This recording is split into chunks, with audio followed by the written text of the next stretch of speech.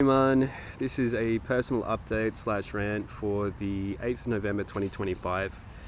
There is this, I've mentioned before that trauma can affect memory, and I've seen this happen with several clients. What happens is that their memory in the day-to-day gets reduced, okay? That's what happens. I've seen it a few times with people who have been very badly traumatized. And having had decent memory before and then had very poor memory now, not very poor but less effective, I guess, there's also other things going along with that as well. Like I've drunk a shit ton of booze at times.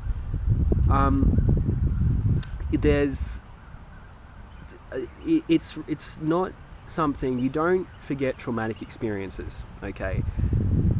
Trauma are events that your body becomes hypervigilant and it sees it, right? And it almost always remembers it. There was this there's very dangerous things which happen when people start believing in repressed memories, because we don't repress them to survive. People who have experienced traumas can sometimes have issues with memory and these things. I'm not exactly sure the reason why, but there's danger in believing in the repressed memories narrative. So famously, there was this issue in the United States at this preschool where what happened is that during the Satanic Panic around the 1980s, when we had all these evangelical Christians becoming very concerned about games like Dungeons and Dragons and metal music, and there were these satanic worshippers. Like there was this preschool, and rumors started spreading that the children in this preschool were being tortured in this underground dungeon by these Satanists, and the people who ran the preschool were these Satanists.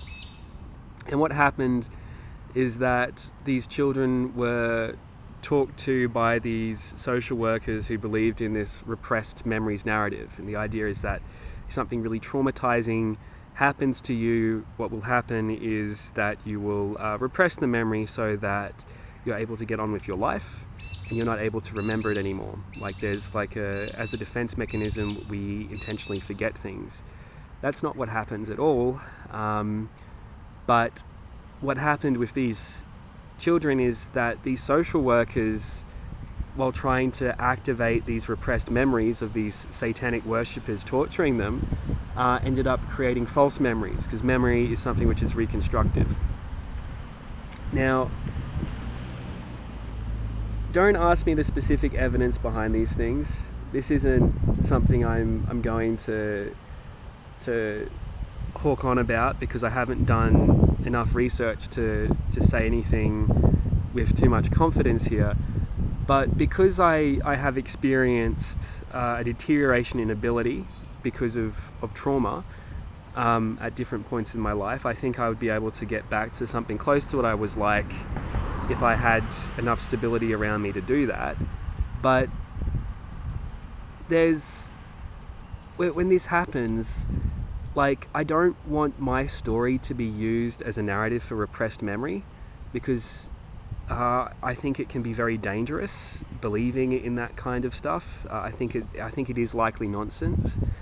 I have seen multiple cases of people who are traumatized, who have deficits in attention afterwards, who did not have deficits in attention, who did not report deficits in attention beforehand, and memory and these things.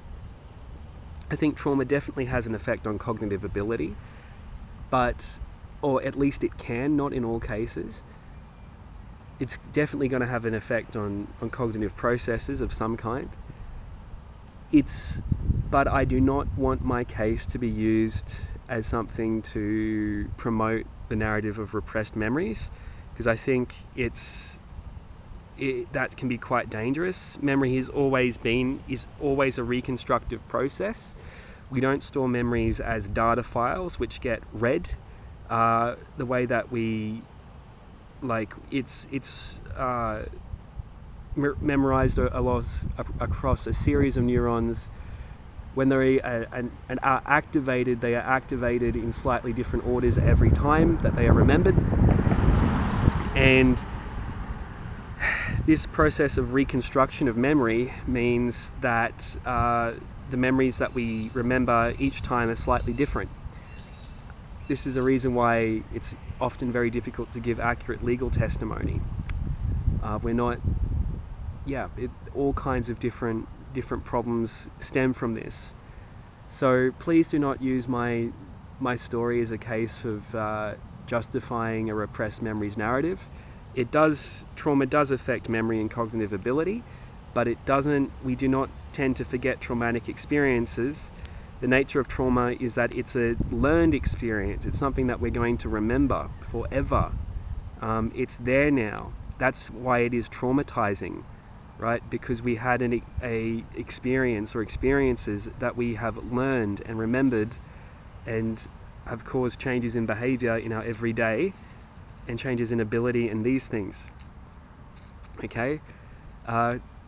It doesn't get repressed. That's not what happens. Anyway, have a good day, everyone.